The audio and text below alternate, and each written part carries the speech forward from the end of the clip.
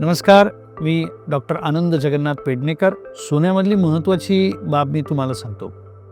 सोनं तुम्ही कितीही वजनी घेऊ शकता. म्हणजे आता माझं आज बजेट आहे की माझ्या पगारातलं मी एक सर्टन पर्सेंटेज मी सोन्यामध्ये गुंतवणूक करू शकतो.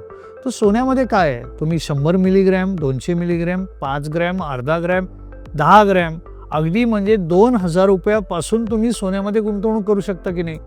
तुम्ही चेन बनवू शकता अगदी 2 ग्रॅमची, तुम्ही कानातले बनवू शकता अर्धा ग्रॅमपासून, तुम्ही अंगठी करू शकता 1 ग्रॅमपासून.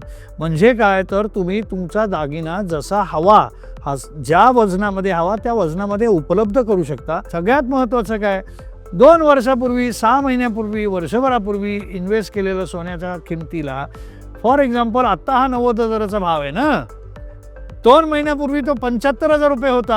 वापरून, पैसे देऊन, मजुरी देऊन, टॅक्स देऊन वरती 20% कमवून दुसरा दागिना करता येतो. हा सुद्धा बेनिफिटचा भाग सोन्यामध्येच आहे. कुठलीही जगातली इन्व्हेस्टमेंट तुम्हाला असं कुठेही देत नाही. तुम्ही काहीही घ्या, तुम्ही महागातली महाग गाडी घ्या, महागातला महाग मोबाईल घ्या, महागातलं महाग घर घ्या, तुम्हाला ताबडतोब पैसे मिळण्याची आणि हव्या तशा flexible, there is no interest on gold. तुम्हाला गाडी घ्यायची तर त्याचं बँक लोन करायचं आहे, बँक लोन करायचं त्याला इंटरेस्ट भरायचं आहे. सोन्याला काय आहे, काहीच नाही. तुमचे इंटरेस्टचे सकटचे पैसे तुम्हाला देणार आहे ते.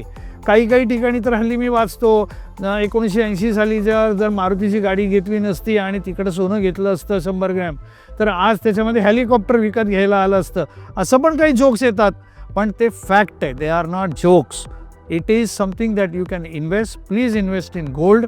मी तर सांगतोय तुम्हाला, अख्खा जग काही ना काही प्रमाणात सरकारसुद्धा सोन्यामध्ये इन्व्हेस्ट करतं. आपणही तसं इन्व्हेस्ट करा.